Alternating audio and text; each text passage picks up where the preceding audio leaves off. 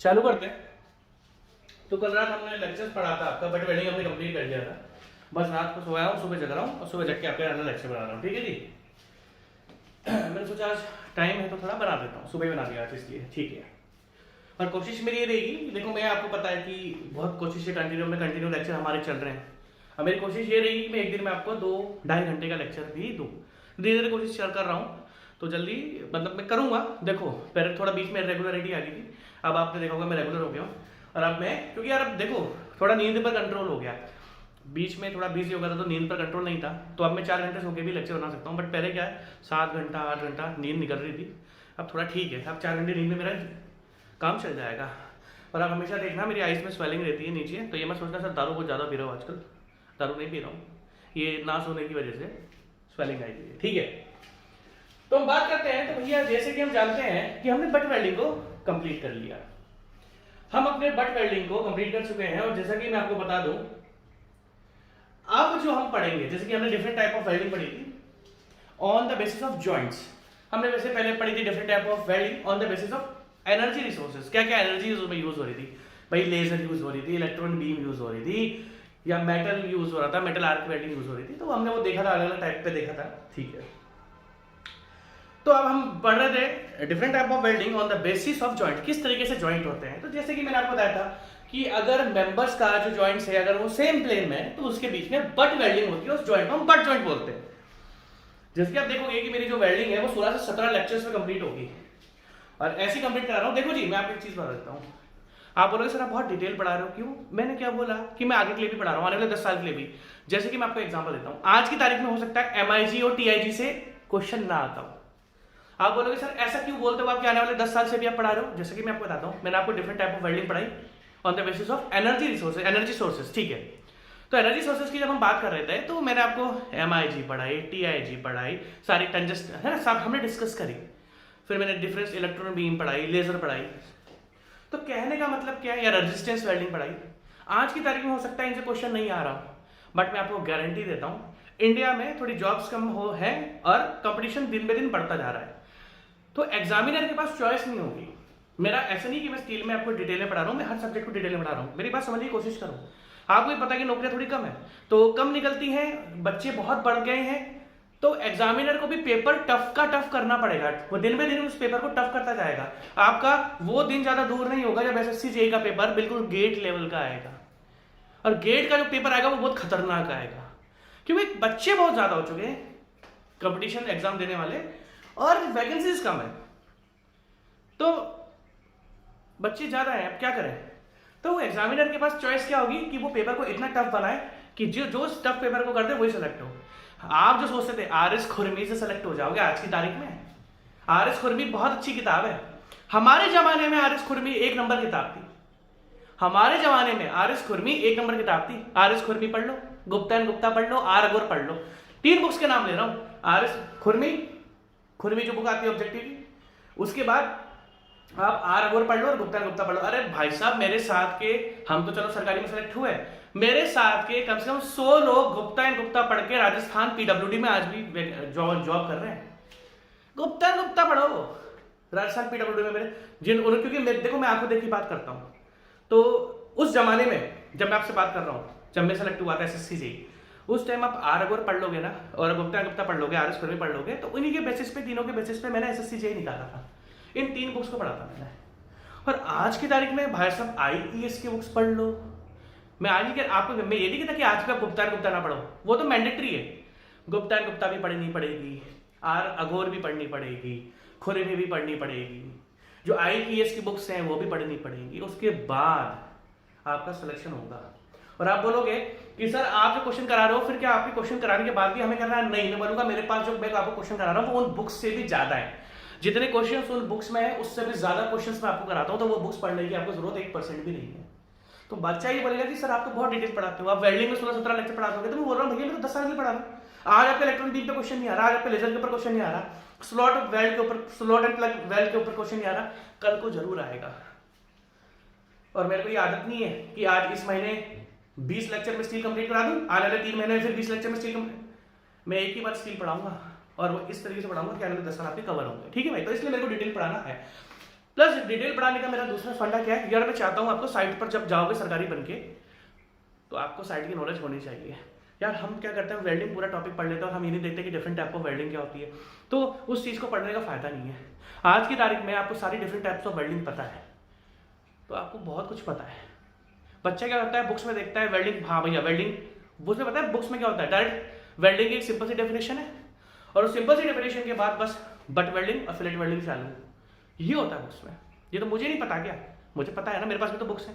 आपके पास जितनी बुक्स है ना उससे 10 गुना ज़्यादा बुक्स मेरे पास पड़ी हुई आज की तारीख में भी। बुक्स में भी देखता हूँ कि यार बुक्स ने क्या कवर करा हुआ है, जो बुक्स का अच्छा टॉपिक होता है मैं लेता हूँ, जो बुक्स में छूटता है मैं आपको वो भी पढ़ाता हूँ। तो बट प्लीज़ समझने की कोशिश करो। आप में हो सकता है कुछ बोलो सर आप इतना लेंथी पढ़ाते हो, हम क्या करें भैया, आपको एक पक्का इंजीनियर बना रहा हूँ ओनली कैमरे की हेल्प से। जो आपको कॉलेज भी नहीं बताता होगा ना आपका, वो मैं आपको कैमरे की हेल्प से बता रहा हूँ, ठीक है जी। आपको कॉलेज भी इतना नहीं पढ़ाएगा, मैं आपको गारंटेड बोल रहा हूँ। इंडिया में 100 कॉलेज ऐसे नहीं होंगे जो मेरे से इतना डिटेल पढ़ाता होगा। और आप भी सोचते सर आप बहुत फेंक रहे हो आजकल, पर फेंकने की नहीं है। वेल्डिंग मेरे 16-17 लेक्चर में जाएगा। आप याद करो इस वेल्डिंग का नाम क्या है, सॉरी इस यूनिट का नाम क्या है, इस यूनिट का नाम है कनेक्शंस फास्टनर्स, जिसमें भाई साहब रिवेट्स और बोर्ड्स मैं आपको ऑलरेडी पढ़ा चुका हूं, जिसमें मेरे अराउंड 19 लेक्चर है और 16 से 17 लेक्चर इसमें भी जाएंगे। कितना हो गया, 36 लेक्चर में मैं आपको एक यूनिट कंप्लीट करा दूं। तो ये कोई बुराई नहीं है, क्योंकि इन यूनिट्स में आपको इतनी डिटेल्ड नॉलेज हो चुकी है कि आप आईआईटी के प्रोफेसर से भी अपनी नॉलेज को एक्सचेंज कर सकते हो। सर देखो मेरे को यही आता है, तो नॉलेज होनी चाहिए। आज की तारीख में नॉलेज नहीं है तो इज्जत नहीं है, तो नॉलेज गेन करो। मुझे नहीं पता कि 36 में तो भाई साहब लोग स्टील कंप्लीट करके ओनली स्टील कंप्लीट, मैं नहीं करूंगा फर्जीवाड़ा, मैं डिटेल से पढ़ाऊंगा, मैं बाल की खाल निकाल के पढ़ाऊंगा, सिंपल सी बात ये है, ठीक है जी। चालू करते हैं। क्योंकि कुछ बच्चे सोच सकते हैं ना कि सर आप बहुत लेंदी पढ़ाते हो, तो मुझे नहीं पता कि मैं लेंदी पढ़ाता हूँ, मुझे पता है। अभी मैं इसको लेंदी पढ़ा रहा हूँ, जब ये कंप्लीट होगा तब दूसरा, मेरे को क्या खुशी नहीं होगी कि मैं अपने सब्जेक्ट को कंप्लीट कर दूँ। मैं भी तो चाहता हूँ कि मैं अपने सब्जेक्ट को कंप्लीट कर दूँ, बट मैं फर्जी 36 लेक्चर में स्टील को कंप्लीट नहीं करूंगा, फर्जी नहीं पढ़ाऊंगा, चाहे कितना लेट हो जाऊंगा, फर्जी नहीं पढ़ाऊंगा, सिंपल सी बात ये है, ठीक है। चालू करते हैं। हाँ इतना पढ़ाया है कि खुला बोलता हूँ, एक यूनिट 36 लेक्चर में पढ़ाई है मैंने, ऐसी पढ़ाई है कि दबाकर नॉलेज है, किसी से भी आकर अपनी नॉलेज डिस्कस कर लेना। आप एक काम करो, ये यूनिट जो मैं पढ़ा रहा हूँ इसको पढ़ने के बाद किसी को भी अपने दोस्तों को बुलाओ और बताओ तेरे को वेल्डिंग की क्या, तूने वेल्डिंग पढ़ लिया, बोलेगा पढ़ लिया, फिर अपनी नॉलेज उससे डिस्कस करने चालू करना, फिर पता लगेगा डिफरेंस क्या होता है। और मैं तो बोलता हूँ अपने प्रोफेसर से डिस्कस कर लो, आपका प्रोफेसर भी आपकी तारीफ करेगा कि बेटा आपके पास बहुत नॉलेज है, ठीक है। क्योंकि यार ये चीज़ें मैंने सबको पढ़ाते हुए देखा है, मैं बहुत सालों से पढ़ा रहा हूँ, तो इन चीज़ों का मुझे डिफरेंस पता है। 36 लेक्चर को स्टील में कंप्लीट करना और 36 लेक्चर में स्टील की एक यूनिट कंप्लीट करने में जमीन आसमान का डिफरेंस होता है। और तभी बोलता हूँ कि इंडिया में सबसे ज़्यादा पढ़ाता हूँ, सबसे ज़्यादा। 36 घंटे में एक यूनिट किसी कॉलेज में भी नहीं पढ़ाई जाती होगी, क्योंकि किसी कॉलेज में भी इतना डिटेल नहीं पढ़ाया जाता, शायद आईआईटी में भी नहीं, शायद, ठीक है। चालू करते हैं।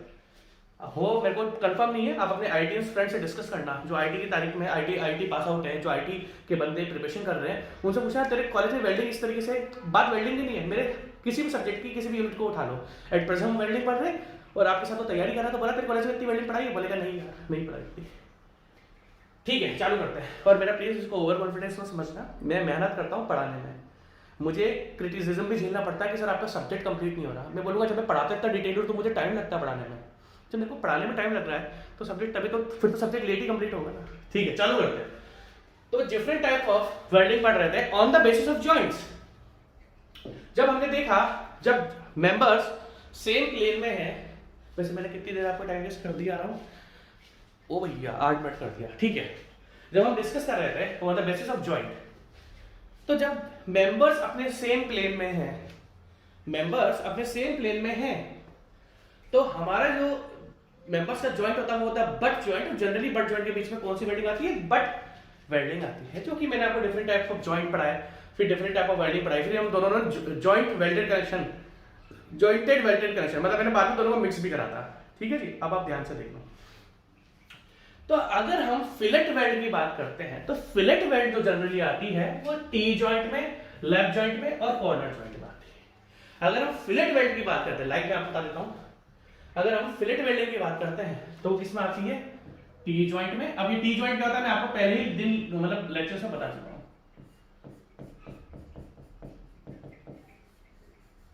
और प्लीज यार ये ना मेरा कोई और वर्ड समझना कि आप सर बहुत फेंक रहे हो, आप तो बहुत ज्यादा नहीं यार, मैं दिल से पढ़ाता हूँ और ऐसा पढ़ाता हूँ कि बच्चे को नॉलेज इतनी खतरनाक हो ना कि वो अगर 1 लाख बच्चों के बीच में बैठेगा ना तो वो टॉप 10 में जरूर आएगा नॉलेज को डिस्कस करके, ठीक है। तो फिर इसलिए आप ये भी सोचा सर आप बहुत ओवर कॉन्फिडेंट हो, ओवर कॉन्फिडेंस नहीं है, मेरे को एक्चुअली क्रिटिसिज्म झेलना पड़ता है कि सर आपका सब्जेक्ट बहुत लेट कंप्लीट होता है। अरे जब एक यूनिट 36 घंटों में पढ़ाऊंगा जितना में लोग स्टील कंप्लीट करा देते हैं, तो मेरे को तो थोड़ा टाइम लगेगा ना सब्जेक्ट कंप्लीट कराने में, ठीक है। तो अगर हम इसकी बात करें तो जनरली जो टी जॉइंट होता है उसमें जो वेल्डिंग आती है वो आती है आपकी फिलेट वेल्डिंग। अगर हम लैप जॉइंट की बात करते हैं तो लैप जॉइंट में जो वेल्डिंग आती है वो कौन सी होती है, फिलेट वेल्डिंग, ठीक है जी। कौन सी वेल्डिंग आती है, फिलेट वेल्डिंग।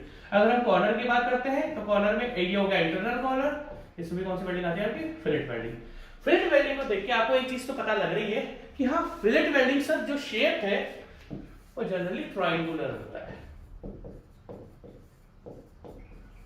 फिलेट वेल्डिंग का जो शेप होता है वो जनरली ट्रायंगुलर होता है। हर बार नहीं बोलूंगा ट्रायंगुलर होता है, क्योंकि कॉन्वेक्स भी होता है, कॉनकेव भी होता है, बट आपको देखने को ट्रायंगुलर मिलती है। हाँ ट्रायंगल जैसी इसकी शेप होती है। और आप जान के ये शॉक्ड हो जाओगे कि इंडिया में या किसी भी जगह पे स्ट्रक्चर्स में जो 80% वेल्डिंग होती है ना वो फिलेट वेल्डिंग होती है। इंडिया के जो 80% स्ट्रक्चर्स है और उसमें अगर वेल्डिंग हो रही है, 80% की बात कर रहा हूं, दैट मीन्स किसी भी कंट्री के स्ट्रक्चर्स में अगर वो स्टील स्ट्रक्चर्स हैं और उसमें अगर मैं बात करूं बट वेल्डिंग की और फिलेट वेल्डिंग की, तो फिलेट वेल्डिंग जीतती है, फिलेट वेल्डिंग जीतती है।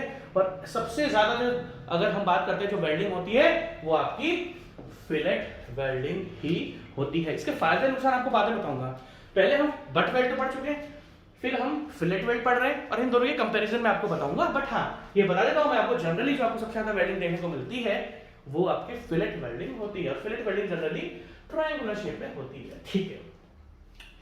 अगर हम बात करें तो जनरली फिलेट वेल्ड किन किन जॉइंट्स के बीच में आई, टी जॉइंट के बीच में आई, लैप जॉइंट के बीच में आई, कॉर्नर जॉइंट के बीच में आई। इन तीनों के बीच में जो वेल्डिंग आती है, जैसे कि हमने उसमें पढ़ा था, है ना, डबल वी, जब डबल वी होगा तो आपका बट वेल्डिंग आती है, ठीक है। तो हम जॉइंट्स को पढ़ाने का फायदा ये होता है, आपको याद है मैंने जॉइंट्स पर बहुत ध्यान दिया था। ये जॉइंट एक्चुअली ये जॉइंट कोई पढ़ाता ही नहीं है और डायरेक्ट अगर क्वेश्चन में आता है वो, तो बच्चों को जब यही पता चले तो जॉइंट्स क्या होगा, हमने जॉइंट्स और वेल्डिंग में बहुत डिफरेंस पढ़ा है, तो इसलिए मैंने आपको जॉइंट्स पढ़ाए थे, क्योंकि ये देखो हर जगह जॉइंट्स आते हैं भाई साहब, ठीक है जी, ध्यान रखना। और ये तीनों के तीनों में आपको पढ़ा चुका हूं, ये तो क्लोज कॉर्नर है, ओपन कॉर्नर में आपको सब कुछ पढ़ा चुका हूं, ठीक है। अब अगर हम बात करें तो यहाँ पर जो जॉइंट है मेंबर्स के बीच में, this is parent metal number 1, this is parent metal number 2। अगर मैं आपसे पूछूं कि इन दोनों के बीच में जॉइंट कौन सा है, अगर मैं आपसे पूछूं कि इन दोनों के बीच में जॉइंट कौन सा है, तो आप बोलोगे सर खुला टी जॉइंट है, सर टी जॉइंट है। तो टी जॉइंट में हम कौन सी यूज करते हैं, फिलेट वेल्डिंग। अगर आप ध्यान से देखो, ध्यान से देखना, जिस तरीके से हमने बट वेल्डिंग के फीचर्स पढ़े थे, सेम फिलेट वेल्डिंग के भी फीचर्स होते हैं। हमने बट और डिक्टो सेम टू सेम होते हैं। अगर हम बात करते हैं इनकी, सेम टू सेम फीचर्स हैं, डिफरेंस क्या है वो मैं आपको आगे बताऊंगा। जैसे कि मैं बात करूं, हमने बट वेल्डिंग के जब हम फीचर्स पढ़ रहे थे तो हमने सबसे पहले क्या पढ़ा था, parent metal, this is parent metal, this is also parent metal, parent metal number 1, parent metal number 2, that means जिनको हम जॉइन कर रहे हैं, इसको हम बेस मेटल भी बोलते हैं, वर्क पीस भी बोलते हैं, पेरेंट मेटल हो गया, है ना, या फिर बेस मेटल हो गया, बेस पीस हो गया, वर्क पीस हो गया, जिनको हम ज्वाइन कर रहे हैं उनको हम पेरेंट मेटल बोलते हैं। जो कि वेल्ड होता है उसको हम क्या बोलते हैं, वेल्ड मेटल। ये सब मैं आपको सेम टू सेम डेफिनेशंस हैं, तो मैं इसमें एक्सप्लेन नहीं करूंगा, वो तो टाइम वेस्ट होता है, ये हम सब डिस्कस कर चुके हैं। पेरेंट मेटल की डेफिनेशन मैं आपको लिखा चुका हूं, वेल्ड मेटल की डेफिनेशन मैं आपको लिखा चुका हूं, ठीक है। उसके बाद ये जो ऊपर वाला क्वेश्चन है वो क्या आपका वेल्ड फेज, और जो इनके बीच की लाइन है फ्यूजन लाइन है, ये देखो ये अंदर जा रही है, जो दैट मींस ये वाली, ध्यान से देखना, देखो दो बाउंड्री है, आप ध्यान से देखना। अगर मैं आपको दिखाऊं, देखो मैं आपको जल्दीबाजी में नहीं पढ़ाऊंगा, थोड़ा थोड़ा हल्का धीरे, थोड़ा धीरे पढ़ाऊंगा। पेरेंट मेटल तो आप जानते ही हो, वेल्ड मेटल भी आप जानते ही हो। अब ध्यान से देखना, यहां पर दो बाउंड्रीज हैं। अगर आपको मैं दिखाऊं, देखो एक बाउंड्री तो ये वाली है, ये और ये वाली है, और एक बाउंड्री आपकी ये वाली है। आप देख सकते हो दो टाइप की बाउंड्रीज है, एक बाउंड्री आपकी ये वाली है, और सॉरी मैंने ब्लू से कर देता हूं, एक बाउंड्री आपकी ये वाली है और एक बाउंड्री आपकी ये वाली है। तो इन बाउंड्री में मैंने आपको पिछली बार डिफरेंस बताया था, जो ऊपर वाली बाउंड्री है इसमें वेल्ड फेस और पेरेंट मेटल की जो बाउंड्री है इसको क्या बोलते हैं, वेल्डिंग टो, वेल्डिंग टो, जो कि हमने पहली बार भी डिस्कस करा था। सेम टू सेम है, डेफिनेशंस लिखाने की कोई जरूरत नहीं, सारा का सारा कॉन्सेप्ट आपको पता है। सेम है, बिल्कुल सेम डेफिनेशन है। हल्का सा उसने मैंने आपको बताया था, जो ऊपर वाली बाउंड्री होती है, जो वेल्ड फेस, बिल्कुल वेल्ड फेस की जो बाउंड्री है उसको हम बोलते हैं वेल्ड टो, और जो वेल्ड फेस के अंदर की बाउंड्री पेरेंट मेटल के साथ उसको हम क्या बोलते हैं, फ्यूजन लाइन। देखो कहीं फ्यूजन लाइन लिखा है, दैट मींस फ्यूजन लाइन आपकी ब्लू वाली, मैं लिख देता हूं यहां पर, आप चाहो तो बना लेना, ये ब्लू वाली है, इसको काट दो यहां से क्योंकि ये कंफ्यूजन वाला क्रिएट कर रहा है। वेल्डिंग टो तो उसने बिल्कुल सही बनाया है, बट इसमें फ्यूजन लाइन गलत बनाई हुई है, फ्यूजन लाइन, ठीक है। उसके बाद हमने बोला था क्या डिस्कस करा था, उसके बाद हमने डिस्कस करा था भैया जो पास वेल्डिंग वेल्ड जब मेटल वेल्ड होता है और डिपॉजिट होता है, जो रिटेन होता है, भाई वेल्डिंग इलेक्ट्रोड जो होती है, इलेक्ट्रोड में से मेटल आपका मेल्ट होगा, और मेल्ट होने के बाद एक जगह पर डिपॉजिट हो जाएगा, तो डिपॉजिट के पास वाला सेक्शन जिसमें गर्माहट तो आती है, एटम्स और मॉलिक्यूल्स इधर उधर भागते भी है, बट वो मेल्ट नहीं होता, इस वाले पोर्शन को हम बोलते हैं हीट अफेक्टेड जोन। और दोनों साइड का हीट अफेक्टेड जोन और वेल्ड मेटल को टोटल क्या बोलते हैं, वेल्ड जोन। पहले डिस्कस कर चुका हूं, तो रिपीट करने की जरूरत मुझको नहीं है, पहले डिस्कस कर चुका हूं, तो रिपीट करने की जरूरत मुझको 1% भी नहीं है, ठीक है भाई। अब ध्यान से देखना आप, तो अगर हम बात करते हैं इसकी, तो ये हो गया आपका वेल्टो, ये हो गया फ्यूजन लाइन, और यहाँ ये वाला पोर्शन जो गर्म तो होता है बट मेल्ट नहीं होता है, इसको क्या बोलते हैं, हीट अफेक्टेड जोन। और अगर मैं यहां से लेके यहां तक बिल्कुल टोटल ऐड कर दूं, जिसमें heat affected zone, weld metal और हीट अफेक्टेड जोन, इन तीनों को अगर मैं ऐड कर दूं तो मेरा निकल के आता है वेल्ड जोन।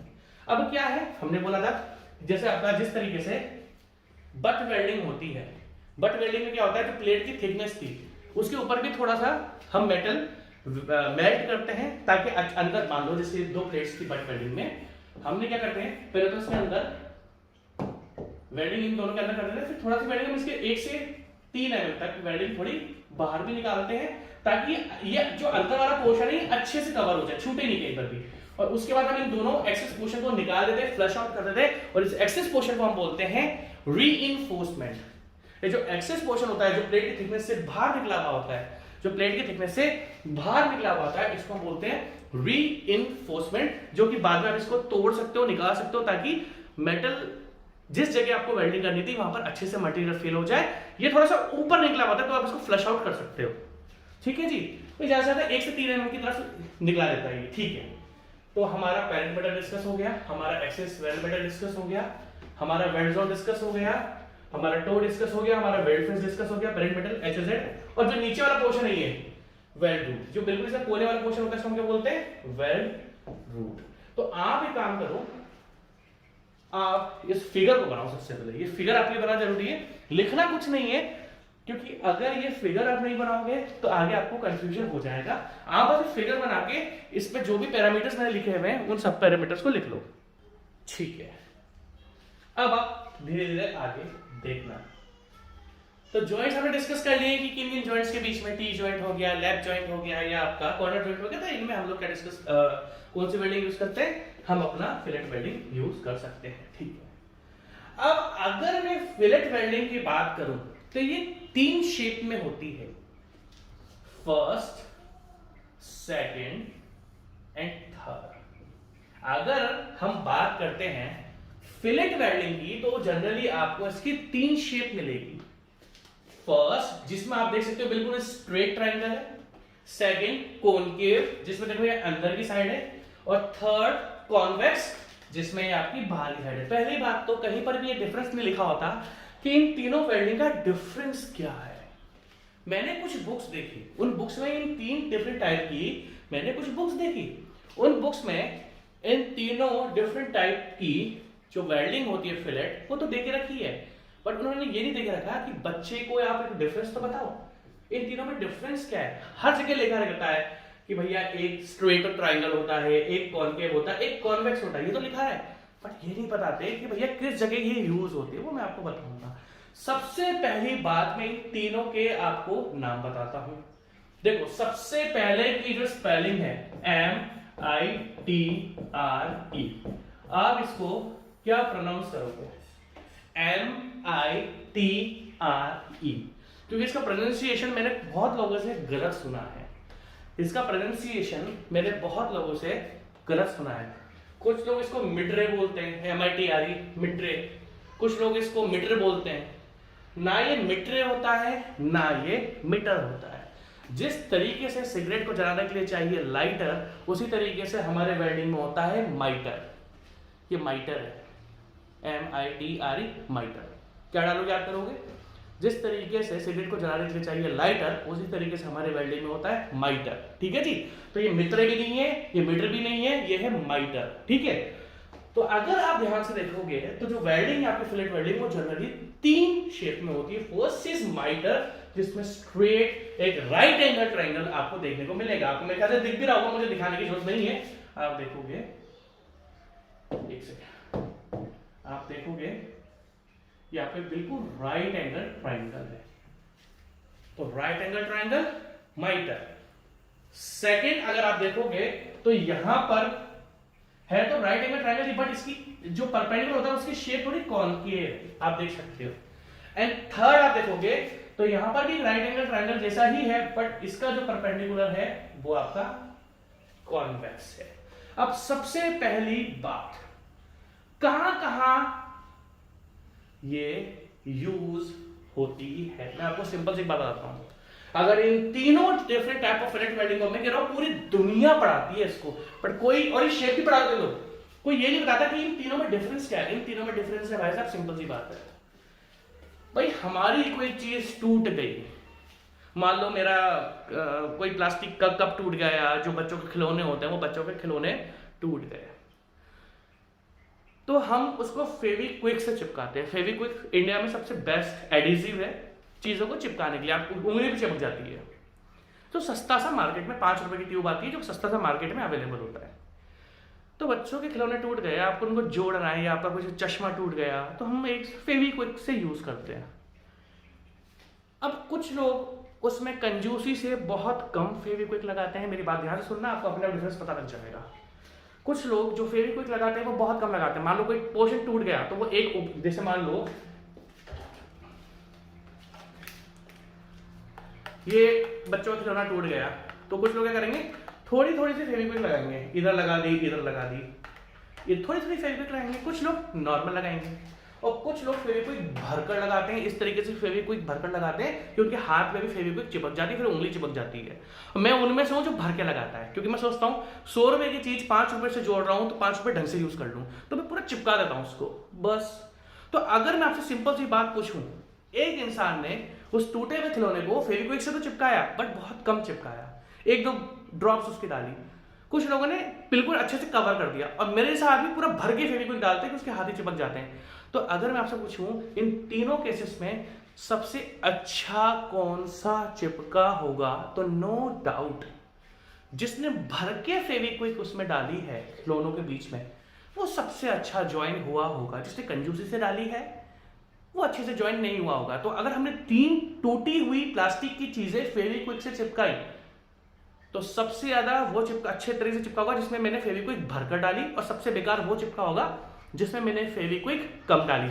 अब आप अपने आप डिसाइड कर लो किसमें फेविक्विक ज्यादा है, किसमें फेविक्विक कम है, अपने आप डिसाइड कर लो। आप अपने आप डिसाइड कर सकते हो किसमें आपको वेल्डिंग का माल ज्यादा दिख रहा है और किसमें आपको वेल्डिंग का माल कम दिख रहा है। अब अगर आप ध्यान से देखोगे, वेल्डिंग में इस जगह मुझे सबसे ज्यादा वेल्ड मेटल दिख रहा है, हाईएस्ट वेल्ड मेटल। पूरी दुनिया पढ़ाती है, इसका डिफरेंस आज तक किसी ने बताया नहीं। सर तो बोलता हूँ मैं इंडिया में खतरनाक पढ़ाता हूँ भाई जी, ठीक है। सबसे ज्यादा माल है इसके अंदर, वेल्ड मेटल जो आपको दिख रहा है सबसे ज्यादा इसके अंदर दिख रहा है, एक्सट्रीम एक्सेस है, ठीक है। उसके बाद इसके बाद जो थोड़ा सा कम दिख रहा है, आप देखो सबसे ज्यादा हाईएस्ट इसमें तो अब इससे कम ही होगा, वो आ रहा है यहाँ पर average weld metal, average weld metal. और यहां पर आप देखोगे तो यहां पर थोड़ा सा लेस वेल्ड मेटल है, लेस वेल्ड मेटल। तो भैया सिंपल सी बात है, अगर मैं आपसे पूछूं इन तीनों में सबसे ज्यादा स्ट्रेंथ किसकी होती है, आप अपने आप देख के बता दो। अगर मैं आपसे पूछूं इनमें सबसे ज्यादा स्ट्रेंथ किसकी होती है, तो भैया जिसमें सबसे ज्यादा फेविक्विक है, सबसे ज्यादा फेविक्विक किसमें है, सर कॉन्वेक्स में। तो ध्यान रखना इन तीनों में सबसे ज्यादा स्ट्रेंथ, मैं कह रहा हूं कि एक किताब में मेरा लिखा हुआ दिखाओ एक बार, इन तीनों में से जो सबसे ज्यादा स्ट्रेंथ होती है, जिसमें सबसे ज्यादा फेविक्विक है, जिसमें दैट मींस जिसमें सबसे ज्यादा वेल्ड मेटल है, वो है आपका कॉन्वेक्स शेप में। कॉन्वेक्स के बाद जिसकी स्ट्रेंथ ज्यादा होती है वो कौन सा है, एवरेज वेल्ड मेटल। इसमें थोड़ा अच्छा खासा डाला है बट हाईएस्ट से कम डाला है, तो हम उसको बोलते हैं माइटर। याद रखना, सिगरेट का लाइटर और वेल्डिंग में माइटर। वरना सब मित्र मित्र बोलोगे सारे के सारे इसको, ठीक है।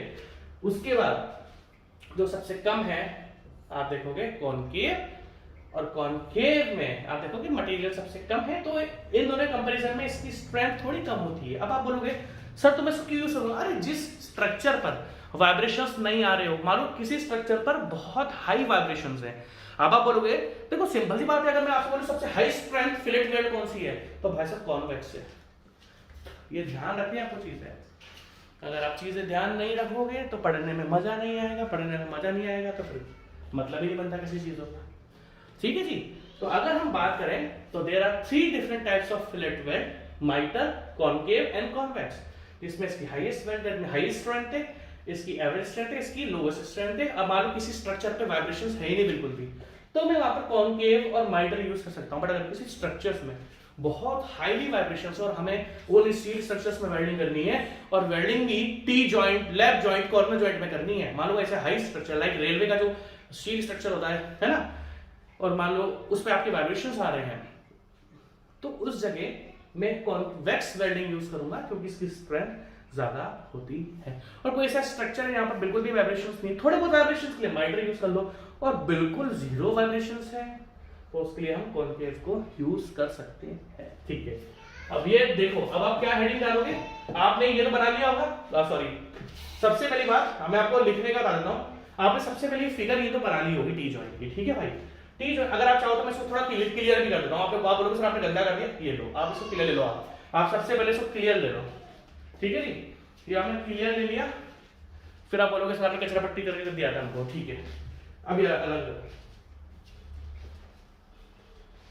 अब आपको क्या लिखना है मैं आपको बता देता हूं। सबसे पहले आप फिलेट वेल्डिंग की डेफिनेशन लिखोगे, ठीक है। क्या? Fillet welded joints such as T, lap and corner joints are the most common connection in welded fabrication. In total, they probably account for around 80% of all joints made by arc welding. बोला था मैंने 80% cover होता है। तो ये fillet welding की आप introduction इस तरीके से लिखोगे। जनरली फिलेट वेल्डिंग आप क्या लिखोगे, अब देखो उसके बाद आप लिखोगे डिफरेंट टाइप्स ऑफ, आप लिखना इस लाइन के बाद लिखना different types of fillet weld. या फिर आप एक और काम कर सकते हो, आपको अगर ये तो बनाने की जरूरत नहीं है, T joint, left joint, quarter joint, ये तो आपको पता ही है, मैंने आपको बता दिया। आप चाहो तो इस फिगर के बाद इस इंट्रोडक्शन को लिखने के बाद ये बना सकते हो, और इसको बनाने के बाद आप लिखोगे different types of fillet weld, और different types of fillet weld में आप लिखो इसको। तो आप चाहो तो पहले मैं हट जाता हूं, आप इस डेफिनेशन को लिख लो, जो इंट्रोडक्शन, डेफिनेशन तो नहीं है, इंट्रोडक्शन है, उस इंट्रोडक्शन को लिख सकते हो, और उसके बाद आप चाहो तो इन जॉइंट्स को बना लो जिस तरीके से मैं बना रहा हूं, जिस तरीके से मैंने बनाया है बना लो आप, कोई प्रॉब्लम नहीं है, ठीक है। और उसके बाद एक्चुअली ये तो इसमें ये वाली वेल्डिंग करो, ये मैंने गलत कर दी है, ये वाली वेल्डिंग आएगी इसमें, ओपन में इस तरीके से आती है, ये गलत है, ये वाली आती है इसमें, ये वाली बनाओ, ठीक है, इसको काट दो। और उसके बाद आप देखो different types of fillet weld, ये सबसे ज्यादा इंपॉर्टेंट टॉपिक है जो बुक्स में आपको देखने को मिलता तो है, बट थोड़ा उसमें ढंग से देखकर नहीं रखा होता है, ठीक है। अब अगर हम आगे की बात डिस्कस करें तो ये different types of fillet weld आपको पढ़ के मिल गया, ठीक है। अब सबसे मेन है, अगर आपने बट वेल्डिंग के फीचर्स नहीं पढ़े, जैसे हमने फीचर्स पढ़ लिए, हमारे 2 फीचर्स और आते हैं इसमें जो कि डिफाइन करेगा बट वेल्डिंग के साइज को। नाउ फॉर डिफाइनिंग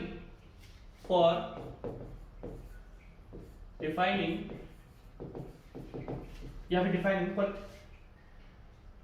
या हम बात बोल सकते हैं स्पेसिफिकेशन ऑफ फिलेट वेल्ड। मेरे मुंह से बार बार बट वेल्ड निकल रहा है, मेरे मुंह से बट वेल्ड निकल रहा है, थोड़ा बट वेल्ड ज्यादा पड़ा है ना, तो बट वेल्ड निकल रहा है, तो थोड़ा ध्यान रखना है ना। फिलेट वेल्ड, जिस तरीके से हमने बट वेल्ड के स्पेसिफिकेशन पढ़े थे, उसी तरीके से हम फिलेट वेल्ड के स्पेसिफिकेशन पढ़ेंगे।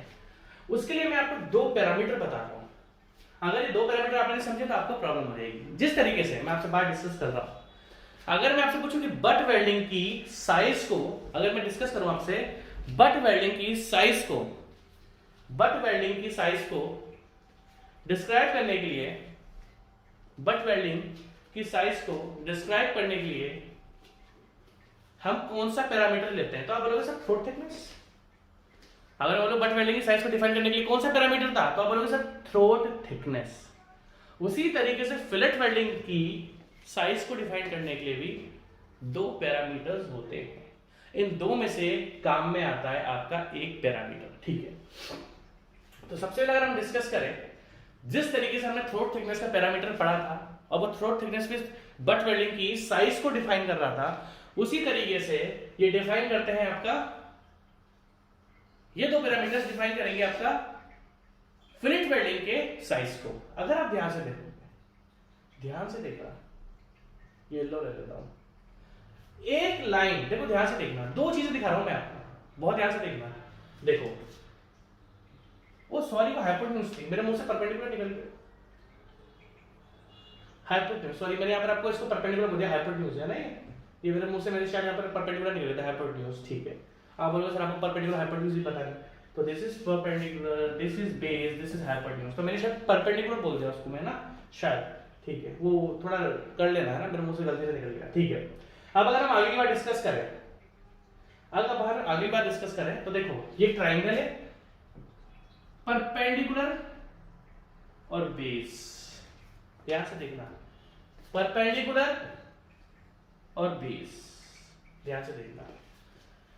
अगर हम बात डिस्कस करें, ध्यान से देखना, यहां पर on the basis of shape, अभी आप ध्यान से देखना, on the basis of shape हमने फिलेट वेल्डिंग को तीन टाइप से डिफाइन करा था, आपको बहुत ध्यान से देखना पड़ेगा। On the basis of shape, देखो एक की राइट एंगल ट्राइंगल थी, एक की कॉन्केव थी, एक की कॉन्वेक्स थी। On the basis of shape हमने फिलेट वेल्डिंग को तीन टाइप में डिफाइन करा, ठीक है। अब आपको ध्यान से देखना पड़ेगा। दूसरी बात, जब मैं आपको बट वेल्डिंग पढ़ा रहा था, तो मैंने आपको बताया था बट वेल्डिंग जनरली दो टाइप की होती है, कौन कौन सी? एक होती है, जब मैं आपको बट वेल्डिंग पढ़ा रहा था तो मैं आपको बट वेल्डिंग दो टाइप की बताई थी, on the basis of penetration of welding. एक थी fully penetration weld, fully penetration weld, and एक था partial penetration weld, partial penetration weld. जब मैं आपको बट वेल्डिंग पढ़ा रहा था तो एक तो मैंने आपको पढ़ाया था फुली पेनिट्रेशन वेल्ड और एक पार्शियल पेनिट्रेशन वेल्ड। और ये पेनिट्रेशन मतलब क्या है कि वेल्डिंग कितने अंदर तक गई है मेटल के। अब आप ध्यान से देखना, जिस तरीके से on the basis of penetration, जिस तरीके से on the basis of penetration को बट वेल्ड को हम दो टाइप में डिफाइन करते हैं, एक होता है फुली पेनिट्रेशन वेल्ड, एक होता है पार्शियल पेनिट्रेशन वेल्ड। उसी तरीके से on the basis of penetration, on the basis of penetration, fillet weld को भी हम दो टाइप में डिफाइन करते हैं। बट वेल्डिंग की अगर बात हुई तो वो हो गया आपका फुली पेनिट्रेशन वेल्ड और यहां पर होता है पार्शियल पेनिट्रेशन वेल्ड। अब यहां पर इसमें पार्शियल कुछ नहीं होता, एक सिंपल आपने मेटल को चिपका दिया, मतलब मेटल पे वेल्ड मेटल ऊपर से चिपका दिया, इसको हम बोलते हैं माइटर। दूसरा कि जो वेल्ड मेटल, अगर आप ध्यान से देखोगे यहां पर जो वेल्ड मेटल है ये ना पेरेंट मेटल के भी अंदर तक जा रहा है। अगर आप ध्यान से देखोगे तो यहाँ पर पेरेंट मेटल के अंदर नहीं जा रहा, बस पेरेंट मेटल के ऊपर है, तो इसको हम बोलते हैं माइटर फिलेट। उसी तरीके से अगर हम बात करते हैं डीप पेनिट्रेशन की, यहाँ पर क्या था? Fully penetration and partial. तो इसमें फुली पार्शियल नहीं होता है, दोनों ही फुली होते हैं। डिफरेंस क्या है? एक मेटल की सरफेस तक जाता है और अगर आप ध्यान से देखोगे तो वो एक मेटल की अंदर तक है, एक मेटल के अंदर तक है, यहां तक एक मेटल के अंदर तक है। तो हमने फिलेट वेल्ड को किस चीज में डिफाइन करा? दो पार्ट्स में। एक में जो वेल्ड मेटल है, दोनों फुली पेनिट्रेशन है, बट डिफरेंस ये कि यहां पर ये मेटल के अंदर तक हम लेके चल रहे हैं इसको, दैट मींस इसको हमने बोलते हैं डीप पेनिट्रेशन फिलेट और इसको माइटर फिलेट, ठीक है। मुद्दा मेरा ये नहीं था, आपको ध्यान रखना है कि भाई फिलेट वेल्ड में एक तो ऊपर ऊपर कर जाती है और थोड़ी अंदर तक जाती है, जो अंदर तक जाती है उसको डीप पेनिट्रेशन बोलते हैं। अब आप ध्यान से देखना, अब ध्यान से देखो मेन चीज क्या है। मैं आपको पढ़ा था पैरामीटर्स। अगर मैं फिलेट वेल्ड के पैरामीटर्स की बात करूं आप लोगों से डिस्कस, अगर मैं फिलेट वेल्ड की पैरामीटर्स की बात करूं तो आप देख सकते हो यहां पर देखो, ये परपेंडिकुलर है ट्रायंगल का, ये क्या है? बेस। उसी तरीके से हम यहां पर आते हैं तो ये भी परपेंडिकुलर है और ये क्या? राइट एंगल ट्रायंगल का बेस, ठीक है जी। अगर हम परपेंडिकुलर बेस की बात करते हैं डिस्कस, तो इन दो पैरामीटर्स को हम बोलते हैं, परपेंडिकुलर बेस को हम बोलते हैं लैग लेंथ। मैं आपको ऐसे दो पैरामीटर्स बता रहा हूं जिससे हम फिलेट वेल्ड को, उसकी साइज को, उसके शेप को डिस्क्राइब करेंगे। तो पहला पैरामीटर जो मेरे पास निकल के आया वो होता है लैग लेंथ। और अगर आप ध्यान से देखोगे तो इस हाइपोटेन्यूज से लेके इस पॉइंट तक की जो बीच की डिस्टेंस है, ये वाली, इस हाइपोटेन्यूज से लेके इस पॉइंट की जो बीच की डिस्टेंस है, इसको हम बोलते हैं थ्रोट थिकनेस। ध्यान से देखना, मैंने दो चीजें बनाई है, ब्लैक अलग बनाया है, ब्राउन अलग बनाया है ना। अगर आप ध्यान से देखोगे तो एक मैंने देखो बिल्कुल इस पॉइंट पे, यहां से लेके हाइपोटेन्यूज पे अगर परपेंडिकुलर डालता हूं तो ये होती है आपकी throat thickness. So one is lag length and other is throat thickness. पूरा का पूरा बनाओ आप, जो मैंने बना कर रखा हुआ, ये आपको पूरा बनाना पड़ेगा क्योंकि धीरे धीरे कंफ्यूजन चालू हो जाएगा। आपको ये दिख तो रहा है ना, मतलब मोबाइल में देखोगे तो नहीं दिखेगा, लैपटॉप में देखोगे तो अच्छे से दिख जाएगा। येलो वाला जो है वो लेग लेंथ है और जो ब्लैक वाला मैंने बनाया वो आपका थ्रोट थिकनेस है। भाई होप आपने बना लिया होगा, ठीक है। अब धीरे धीरे करके मैं आपके फिलेट वेल्डिंग के स्पेसिफिकेशन बताने वाला हूं। अगर हम बट वेल्डिंग की बात करें, तो बट वेल्डिंग का जो साइज बताता है वो कौन डिस्क्राइब करता है? थ्रोट थिकनेस डिस्क्राइब करता है। अगर मैं फिलेट वेल्डिंग की बात करूं तो फिलेट वेल्डिंग की जो साइज को डिस्क्राइब करता है, अगर हम लोग डिस्कस करते हैं फिलेट वेल्डिंग की, बट वेल्डिंग में साइज को डिस्क्राइब कर रहा था कौन, कितने साइज की होगी, वो डिस्क्राइब कर रहा था throat thickness. But fillet welding में जो साइज को डिस्क्राइब करता है वो थ्रोट थिकनेस नहीं होती, वो होती है lag length. That means in fillet welding length describe size of fillet weld, describe size of fillet weld। यहाँ पर थ्रोट थिकनेस डिस्क्राइब नहीं करती, पर थ्रोट थिकनेस तो हमारी एरिया कैलकुलेट करने में यूज में आ जाएगी, बट जो साइज को स्पेसिफाई करता है वो यहाँ पर लैग लेंथ होती है। ध्यान से देखना, the size of normal fillet shall be taken as the minimum leg length। अब देखो इसने क्या वर्ड लिखा, मिनिमम लेग लेंथ। मिनिमम का मतलब क्या होता है, देखो मैं आपको बताता हूं भाई। हो सकता है या तो ये दोनों leg length, that means leg length number 1 L1 और ये हो गई आपकी L2। अब ध्यान से देखना, अगर ये L1 और L2 बराबर है, दोनों बराबर है, तो दोनों में से किसी भी एक के, क्योंकि दोनों बराबर है तो ये बनेगा आपका साइज, या फिर आपका क्या बनेगा, साइज ऑफ फिलेट वेल्ड।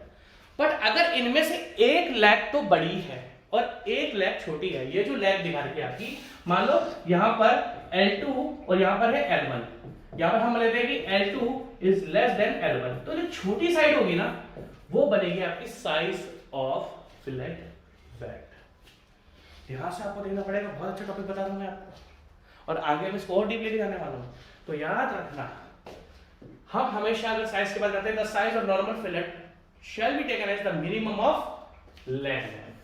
अब आप ध्यान से देखना, मैं आपको बहुत बढ़िया चीज बता रहा हूं। देखो, अगर हम बात करते हैं, येलो से बनाता हूं, देखो तीन चीजें लिखी हैं यहां पर, आप ध्यान से देखना, तीन चीजें लिखी हुई है आपकी, बहुत ध्यान से आपको देखना पड़ेगा, बहुत इंपॉर्टेंट चीज बता रहा हूं मैं आपको। सबसे पहले ये थोड़ा फाइल थोड़ी ब्लर है, आपको दिख रहा है ये, अगर शायद क्लियर नहीं दिख रहा होगा, थोड़ा मोटा मोटा सा दिख रहा है ना, गंदा सा। मैं आपको बता देता हूं, देखो फर्स्ट केस, सेकंड केस, आप क्या डालोगे, फिलेट वेल्ड, या डालोगे heading size of fillet weld, आप हेडिंग डालोगे साइज ऑफ फिलेट वेल्ड, आप हेडिंग डालोगे साइज ऑफ फिलेट वेल्ड, ठीक है जी। तीन कैसे डालोगे, तीन टाइप से हम साइज को डिफाइन कर सकते हैं। पहले वाले में आप देखोगे, ध्यान से देखना, ये बिल्कुल ये बिल्कुल इसके फेस पर आ रहा है, देखो ये इस तरीके से। थोड़ा बहुत जो मेल्ट होकर अंदर जाएगा वो एक अलग चीज है भाई, थोड़ा बहुत तो वेल्ड मेटल मेल्ट हो गई सही, तो हम थोड़ा हल्का सा अंदर बना सकते हैं इस तरीके से। भाई अगर मैं वेल्डिंग करूंगा मेटल के ऊपर तो हल्का सा अंदर जाएगा।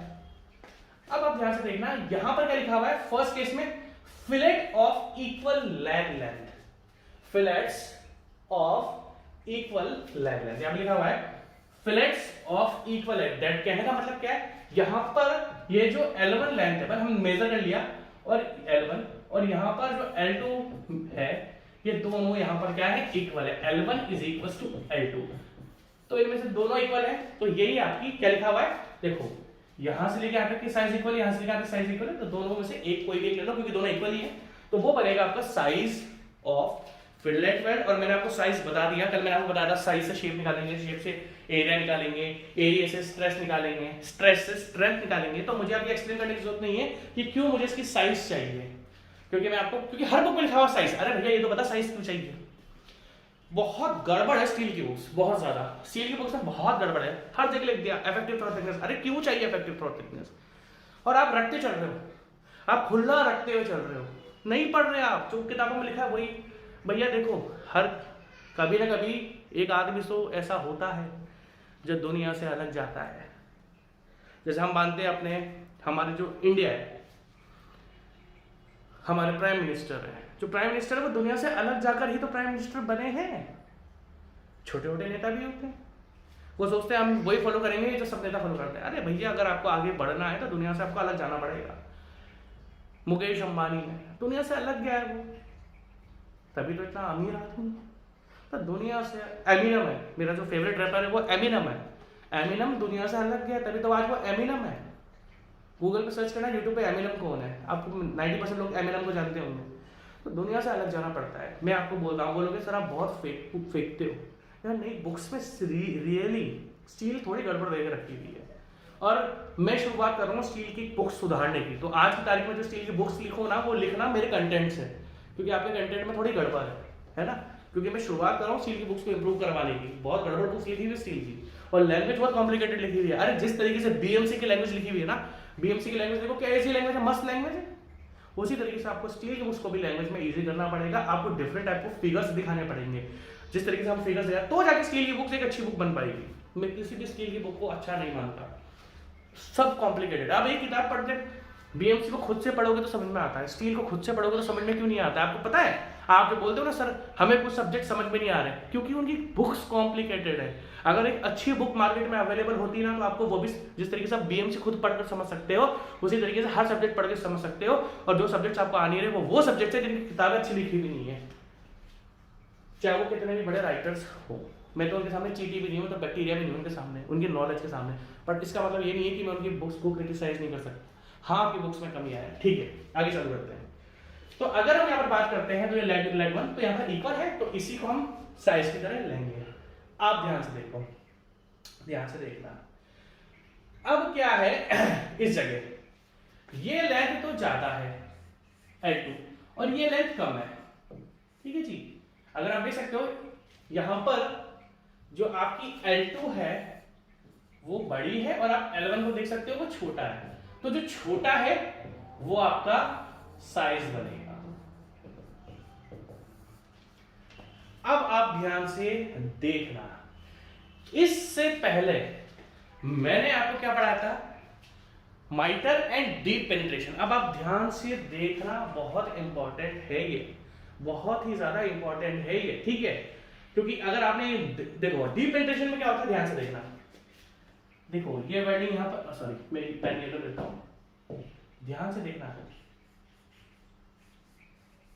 सबसे पहली बात हमारे आइल्स कोड ने बोला है कि अगर आप जो पेरेंट मेटल है, देखो पेरेंट मेटल तो यहां पर भी मेल्ट हुआ है, पेरेंट मेटल तो यहां पर भी मेल्ट हुआ है, बट जो वेल्डिंग है वो मेटल में गई तो है, मेटल थोड़ा बहुत पिघला तो है, बट यहां पर मेटल बहुत ज्यादा पिघला है। अगर आप देख सकते हो तो वेल्डिंग आपकी यहां तक आ रही है, इस जगह तक, ये देखो एक सेकंड, यहां तक वेल्डिंग आ रही है। दैट मींस इसने पेरेंट मेटल को बहुत ज्यादा मेल्ट करा है, और उसके अंदर तक अगर आप देख सकते हो ना, देखो यहां पर तो पेरेंट मेटल ज्यादा मेल्ट हुआ है, यहां पर भी पेरेंट मेटल ज्यादा हुआ नहीं, बट इस केस में आपका पेरेंट मेटल बहुत अंदर तक गया है। अब आप ध्यान से देखो, अगर आप इस जगह देखते हो तो आपका पेरेंट मेटल यहां पर बहुत ज्यादा अंदर तक गया है।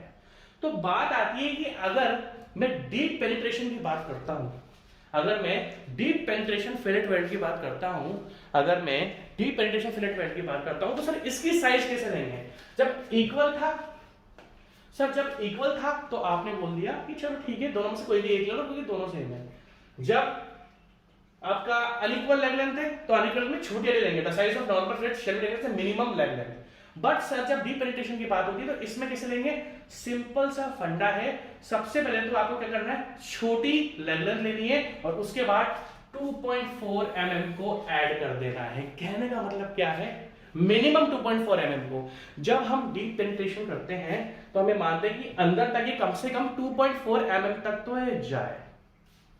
जब हम डीप पेनिट्रेशन 2.4 mm से भी ज्यादा हो सकता है, बट जो मिनिमम डीप पेनिट्रेशन किसको बोलते हैं, जिसमें पेरेंट मेटल के अंदर तक जो वेल्डिंग हुई वो मिनिमम 2.4 mm होनी चाहिए।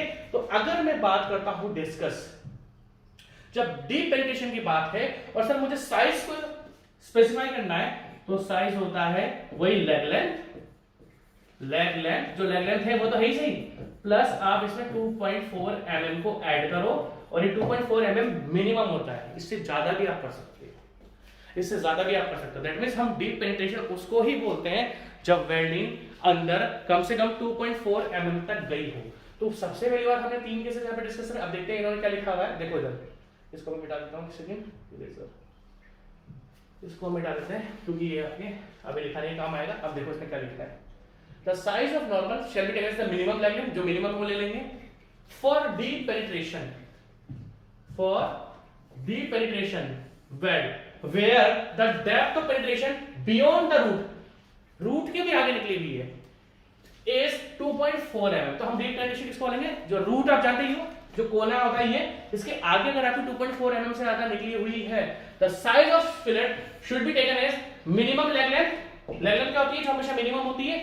लेग लेंथ क्या होती है भाई, हमने क्या बोला, जो लेग लेंथ होगी, हम जब साइज की बात करते हैं तो साइज हमेशा मिनिमम लेग लेंथ, तो यहां पर क्या करेंगे हम मिनिमम लेग लेंथ लेंगे और प्लस जो रूट के आगे का वेल्डिंग है, रूट का तो बिल्कुल जो कोने का पॉइंट होता है, दिखाऊं क्या, ये देखो दिस इज रूट, ये रहा रूट बिल्कुल कोने का पॉइंट। अब अगर इससे भी आगे वेल्डिंग आपकी निकली हुई है और वो कम से कम 2.4 mm है, 2.4 mm से ज्यादा भी हो सकती है, तो उसको डीप पेनिट्रेशन बोलेंगे। और इस केस में जो हम साइज ऑफ फिलेट वेल्ड लेंगे वो साइज ऑफ फिलेट वेल्ड होगी minimum leg length plus 2.4 mm। ये आप इस तरीके से लिख लो, पूरा का पूरा लिखो, A to Z लिखो, हेडिंग डालो, साइज ऑफ फिलेट वेल्ड, तीनों केसेस बनाओ और तीनों केसेस बना के जैसे जैसे मैंने लिखा हुआ है तीनों का तीनों आप लिखो, एग्जैक्टली छाप देना डिक्टो सेम टू सेम, ठीक है। अब देखना ध्यान से, देख लिया होगा आपने इसको। जब हम बात करते हैं या फिर